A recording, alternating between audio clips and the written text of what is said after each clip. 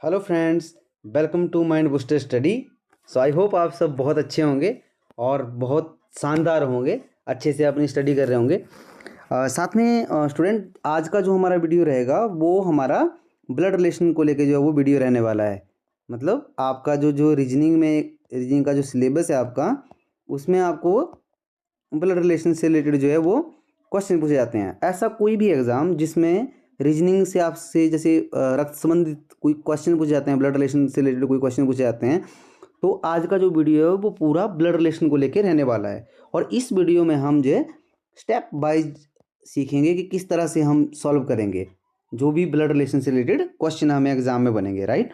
तो जैसे कि मैंने क्वेश्चन भी लिया हुआ है यहाँ पे कि P is the father of Q and Q is the father of R, then what is the relationship between P and R। इस तरह से ही आपसे जो है वो सेम टू सेम इस तरह से ही आपसे क्वेश्चन एग्जाम में पूछा जाता है।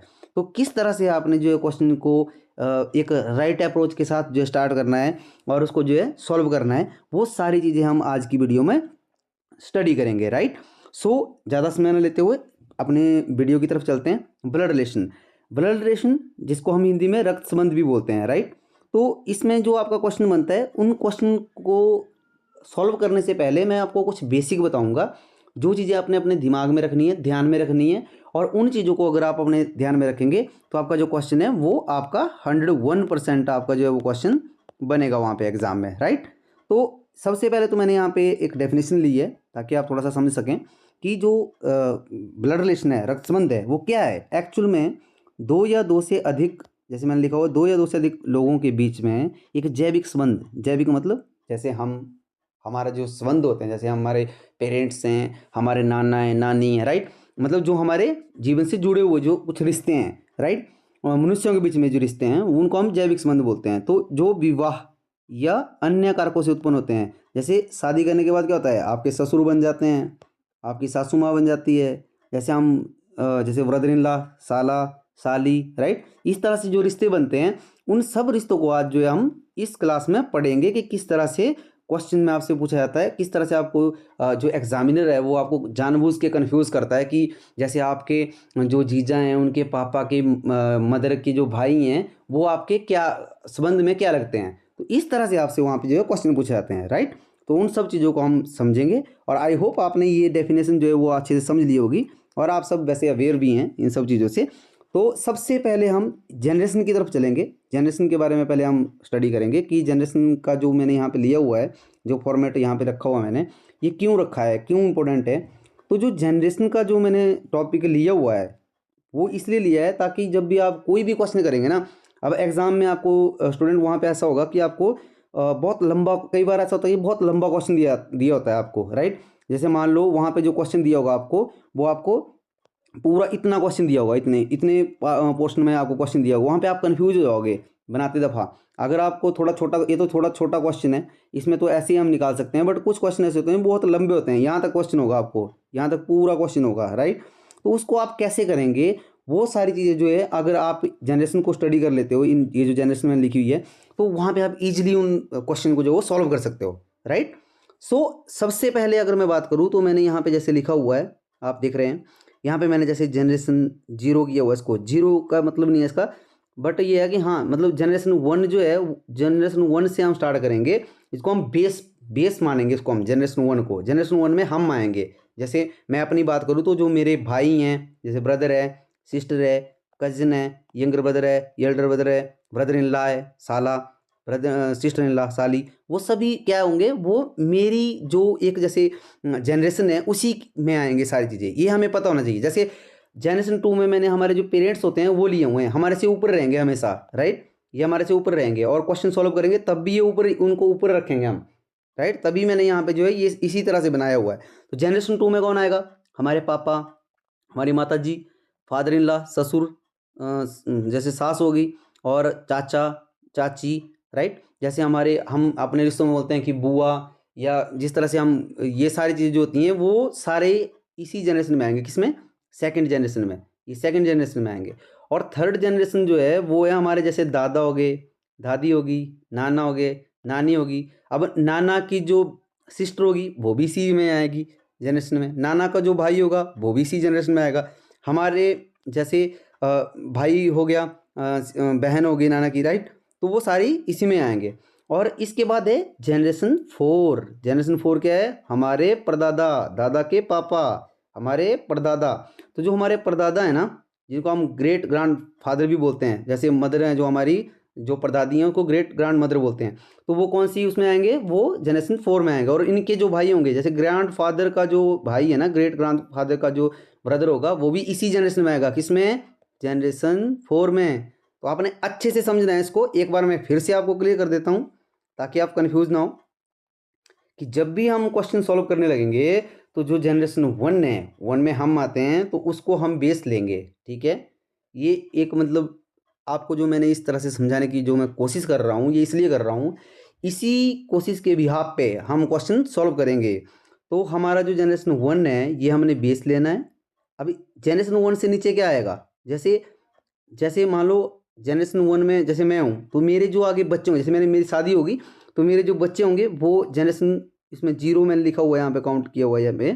तो ये जनरेशन 1 में जैसे मेरा जो लड़का होगा वो नीचे आएंगे, हमारे से नीचे होंगे, छोटे होंगे ना, तो वो नीचे लिए हुआ हमने। तो जैसे लड़की होगी, भतीजा हो गया, कोई भतीजी होगी, भांजा हो गया, भांजी होगी, वो सारी चीज़ें जनरेशन 1 के नीचे आएंगी। और हमारे से ऊपर जो रिश्ते में जैसे लगते हैं, जैसे पेरेंट्स से हमारे से बड़े हैं, तो वो जनरेशन 2 में रखा हुआ उनको। जैसे पेरेंट्स की जो पेरेंट्स हैं, जैसे पापा के पापा, दादा हो गए आपके, राइट। तो दादा के भी पापा हमारे क्या लगे? परदादा। तो इस तरह से आपने जो है वो जनरेशन वाइज जो है ये चीज़ें जो है वो अपने दिमाग में सेव करना है इन चीज़ों को। आपने अपनी नोटबुक है ना, जो आपकी नोटबुक में आप जो है इस तरह से जनरेशन वाइज आपको जो है वहाँ पे आप नोट कर लीजिए इस चीज़ को, राइट। तो वहाँ से आपको हेल्प मिलेगी। और साथ में इसके साथ में जैसे अभी मैंने जनरेशन का बताया आपको। अब देखो जैसे क्वेश्चन करेंगे हम तो कैसे करेंगे? जैसे मान लो वहाँ पे आ रहा है कि ए बी, ए जो है वो क्या है, सॉरी, ये बोल रहा है कि A is father, father of B. तो इसको कैसे लिखेंगे हम वहाँ पे कि ए क्या है? ए है फादर किसका? बी का। ए इज फादर ऑफ बी, तो मतलब बी यहाँ आएगा, राइट। अगर मैं यहाँ पे बात करूँ तो बी कहाँ आएगा? बी यहाँ आएगा। जैसे बी जनरेशन 1 में आ गया। अब देखो फादर कौन है? ए है, ए फादर है हमारा, तो ए ऊपर आएगा। अब अगर ए का भी यहाँ पे कहा होता कि ए के फादर हैं तो वो ए के ऊपर आएंगे।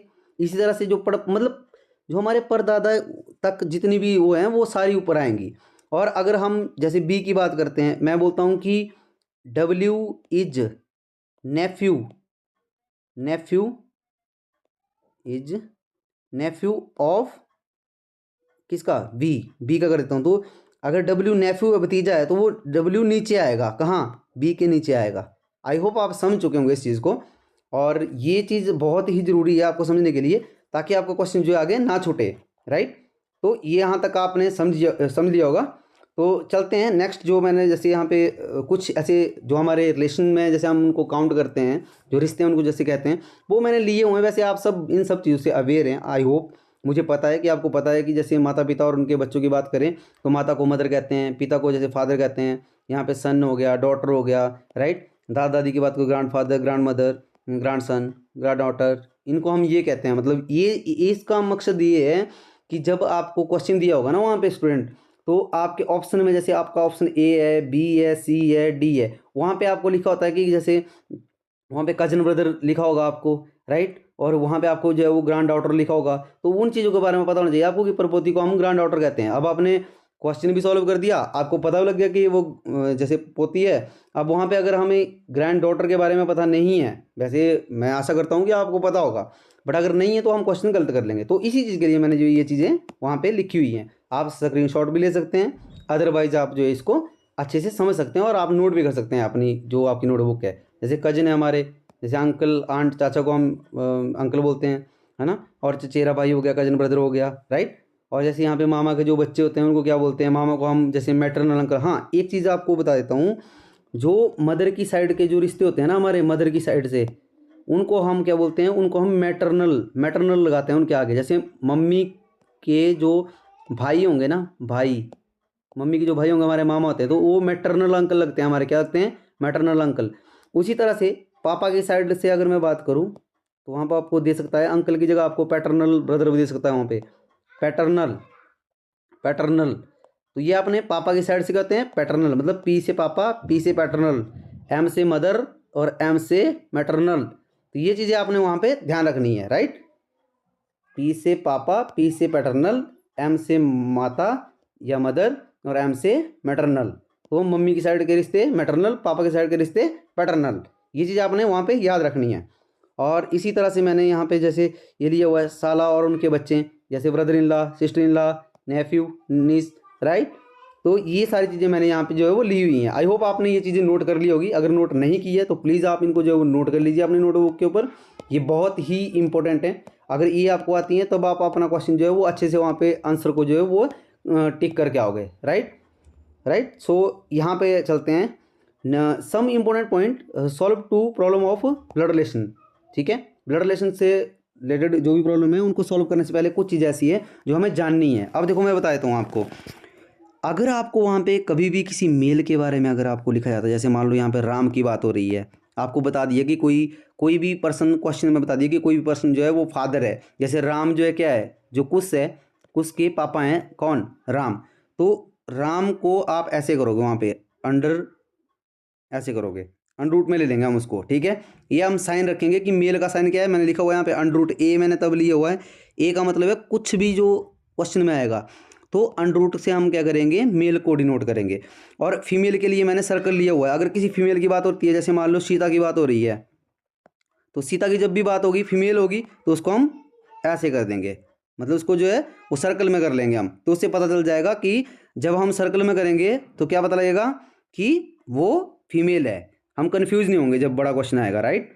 ये चीज़ें आपने जो है साथ साथ में जो है इसको नोट करते जाना है और ये बहुत ही इंपॉर्टेंट है।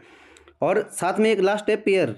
इसमें हम जो है वो इसको जोड़े की बात भी कर सकते हैं। जोड़ा मतलब इसमें वाइफ प्लस हस्बैंड आएंगे इसमें। ठीक है, अगर कोई वाइफ और हस्बैंड का जोड़ा बन रहा है, जैसे मान लो यहाँ पे राम प्लस सीता की बात हो रही है, प्लस मैं लिखूंगा यहाँ पे राम और सीता की बात हो रही है कि राम और सीता जो हैं क्या हैं, राम और सीता जो हैं वो जो कुश है, कुश के माता पिता हैं कौन, राम और सीता।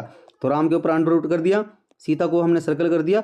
फिर हम इसको रेक्टेंगल में ले लेंगे ऐसे। ये जो रेक्टेंगल होगा ये हमें शो करेगा कि ये क्या है, वाइफ और हस्बैंड है। ये चीज़ आपने वहाँ पे जो है करनी है। बस ये 3 चीज़ें आपने जो है दिमाग में रखनी है, बहुत ही इंपॉर्टेंट है। ये चीज़ें आपको आपके मतलब जैसे ध्यान में होनी चाहिए, तभी हम क्वेश्चन को जो है अच्छे से सॉल्व कर पाएंगे। तो आई होप आप समझ चुके होंगे। अगर आप नहीं समझे एक बार फिर से मैं आपको बताता हूँ। मेल के लिए हम अंडर रूट करेंगे, फीमेल के लिए हम सर्कल करेंगे, और जो पेयर होगा उसके लिए हम रेक्टेंगल में हम जैसे ये पेयर बनेगा तो रेक्टेंगल में ले लेंगे, राइट।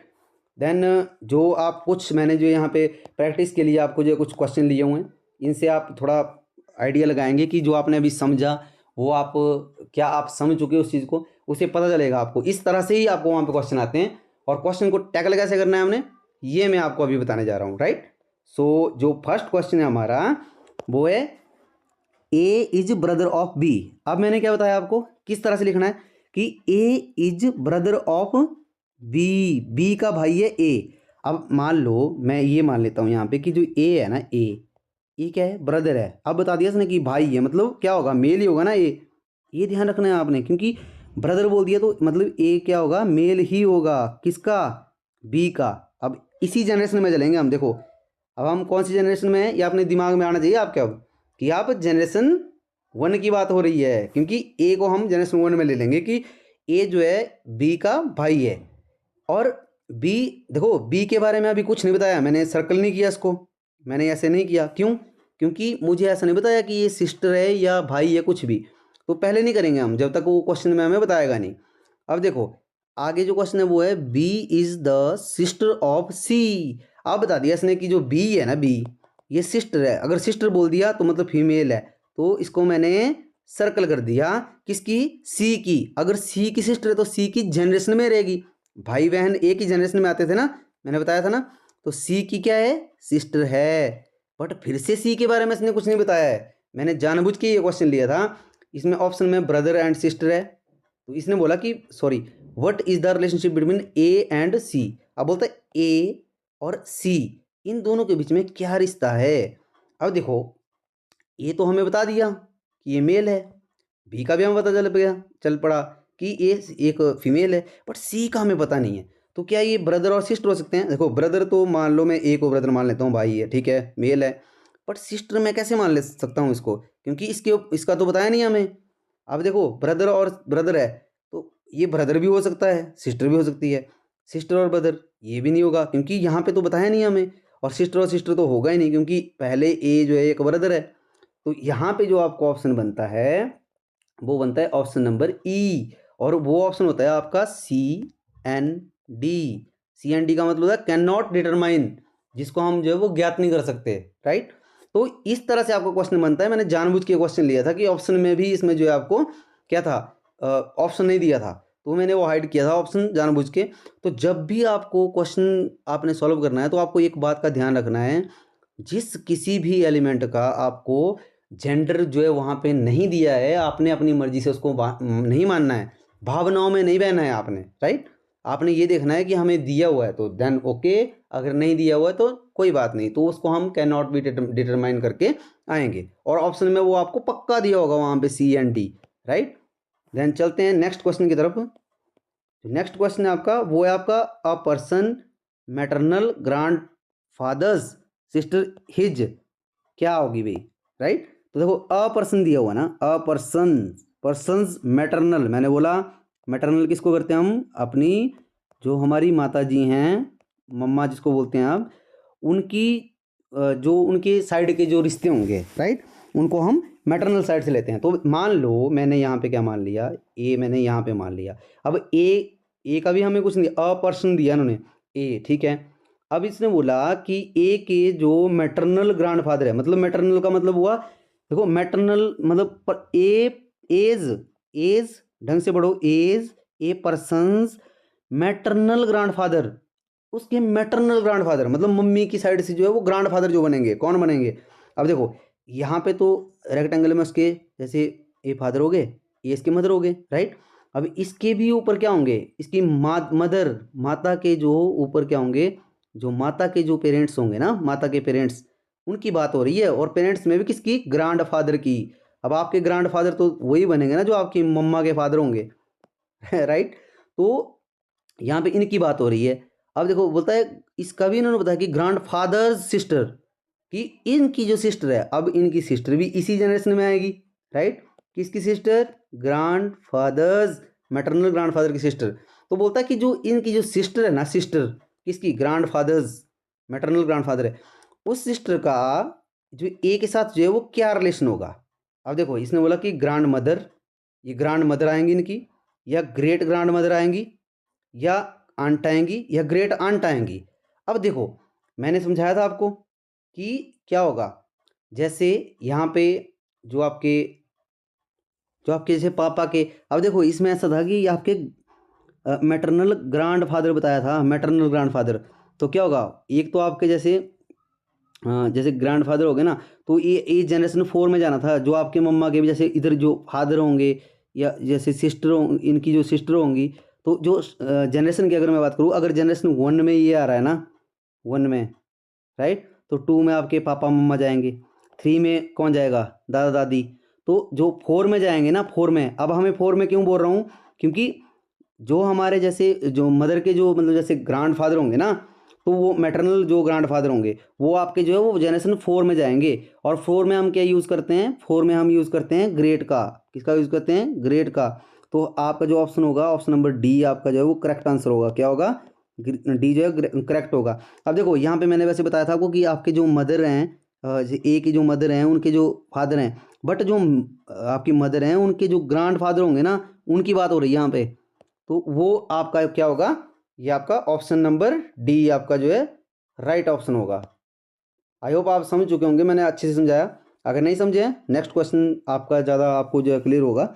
नेक्स्ट है आपका, if P is father of Q. अब हम क्वेश्चन को करते चलेंगे। बोलता कि अगर पी क्या है, देखो ए पी है, बोलता पी इज़ फादर, देखो मेल है ना, फादर, तो मैंने मेल के लिए अंडर रूट कर दिया यहाँ पे, ठीक है। क्यू का, अब क्यू का फादर है, हमें नहीं बताया कि क्यू क्या है, क्यू एक मेल है या क्यू एक फीमेल है, इसके बारे में बताया नहीं हमें, तो हम इसको नहीं लेंगे, अभी हम इसको नहीं लेंगे। तो क्यू ले लिया हमने, तो अब इसने बोला कि and Q is father of R. अब बोलता कि क्यू भी जो है वो आर का फादर है, आर का। अब फादर बोल दिया क्यू को, तो क्यू तो मेल होगा, तो हम ले चुके हैं। अब बोलता then what is the relation between P and R. बोलता पी और आर के बीच में क्या रिलेशन है, राइट। तो इसने दिया कि फादर एंड सन का है, फादर एंड सन का है। देखो अब आर के अगर मैं बात करूँ तो आर के फादर तो क्यू है, फादर और सन का तो होगा नहीं। अब बोलता ग्रांड फादर एंड ग्रांड सन, कि ग्रांड फादर और ग्रांड सन का रिश्ता है, या ब्रदर एंड ब्रदर, या अंकल एंड नेफ्यू।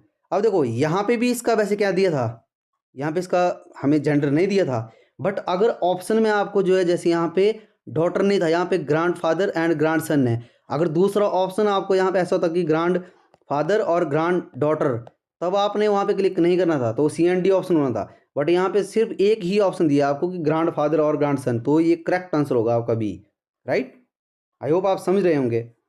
एंड जो आपका नेक्स्ट क्वेश्चन है वो है आपका if A is sister of B and B is brother of C, then what is the relation between A and C. तो ए और सी के बीच में क्या रिलेशन होगा, तो ये मैं आपको होमवर्क के लिए क्वेश्चन दे रहा हूँ।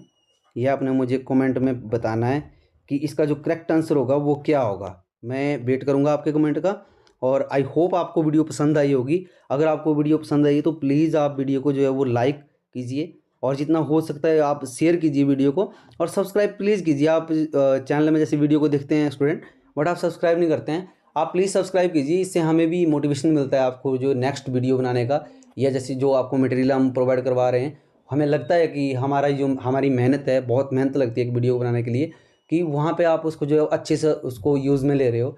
तो प्लीज़ आप जो वीडियो को शेयर कीजिएगा, और कमेंट में मुझे ज़रूर बताइएगा कि आपको नेक्स्ट वीडियो किस टॉपिक के ऊपर चाहिए, और अगर आप कोई सजेशन देना चाहते हैं वो भी दे सकते हैं।